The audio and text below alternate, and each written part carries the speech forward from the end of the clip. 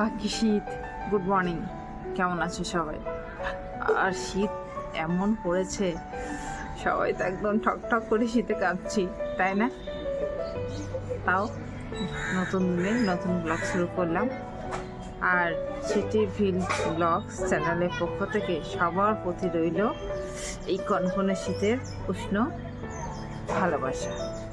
তো সকাল সকাল বাইরেটা দেখে নাও, এখনও না রোদ্দুর না কিছু, মানে একদম কুয়াশাচ্ছন্ন দিন আজকে। এই সামনে কুয়াশা, রোদ্দুর একদম নেই। আর আমার তেজস্বিনা এই শীতের মধ্যেই স্কুলে চলে গেছে।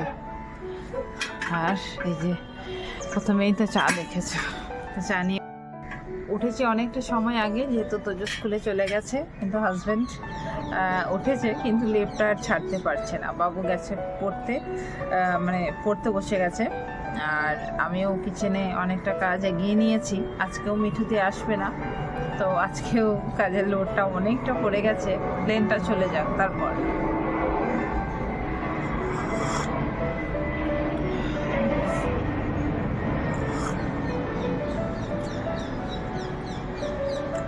প্লেন চলে গেছে।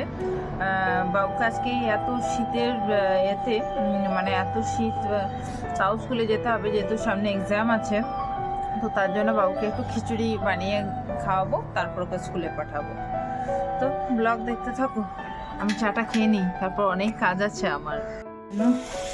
এই যে খিচুড়ি বানিয়ে নিয়েছি, আর এখানে ভাজছি আলু। ব্রেকফাস্ট করবে, আর বাবা একটু খিচুড়ি আর আলু ভাজা খাবে। আর বাজার থেকে ফ্রুটস নিয়ে চলে এসেছি, ফ্রুটস শেষ হয়ে গেছে বলেছিলাম। আর ফুলও নিয়ে এসেছি, আমার শিব ঠাকুরের আর সোমবার ঠাকুরের ফুল, আর এগুলো তো কালকে নিয়ে এসেছি।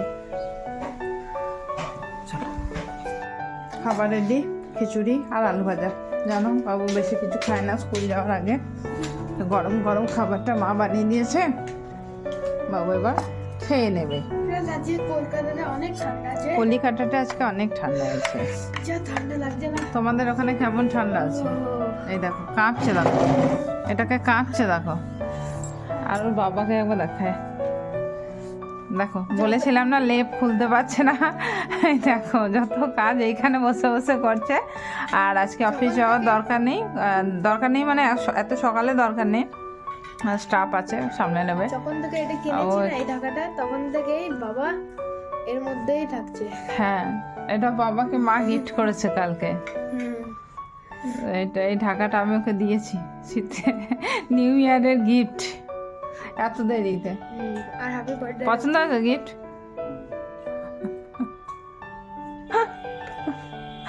পছন্দ হয়েছে বলে সারাদিন এই ঢাকাতে ঢুকে বসে থাকলে হবে না, ঠিক আছে?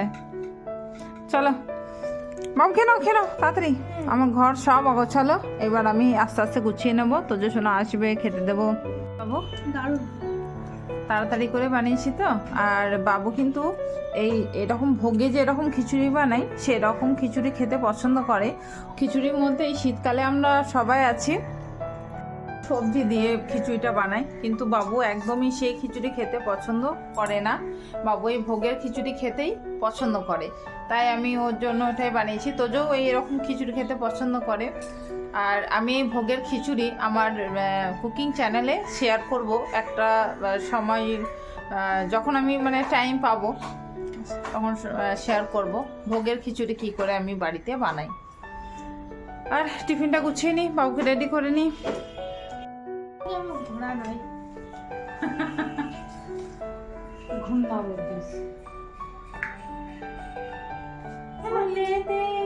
যেমনই গন্ধ থাকে, আমার মা কথা ছন্দ থাকে,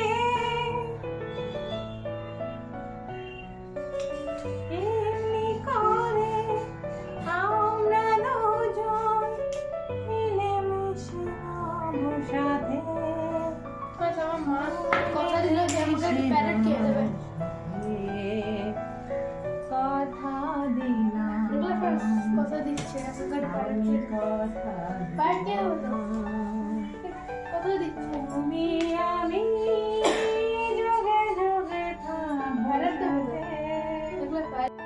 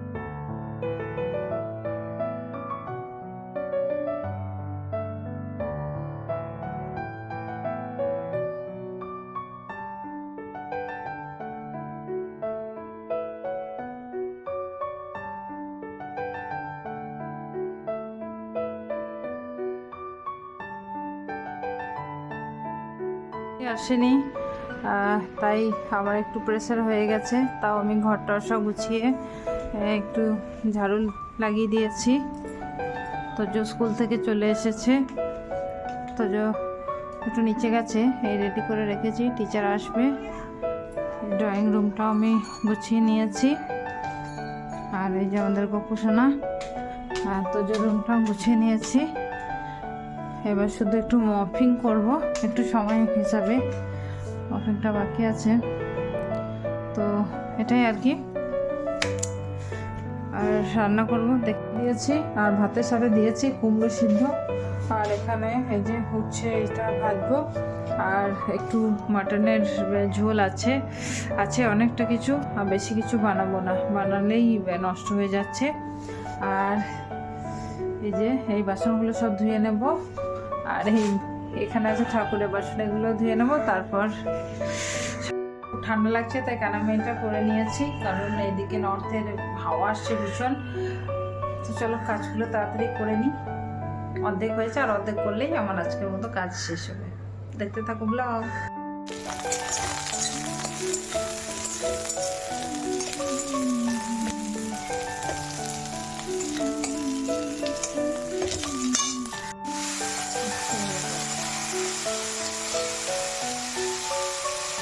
এই দেখো জানালাতে বাসনগুলো সব ধুয়ে দিয়েছি, আর এইটাও এখন ধুয়ে দেবো ঠাকুরের বাসনগুলো।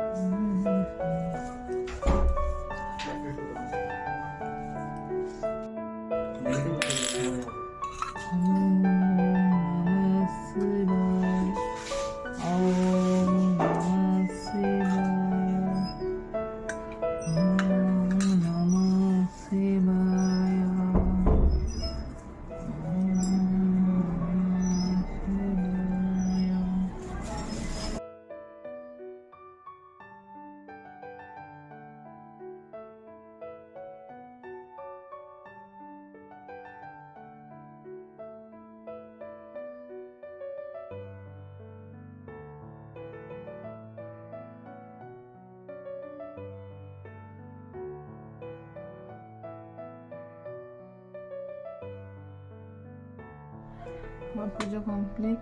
আর এই রাধারানী গোবিন্দ,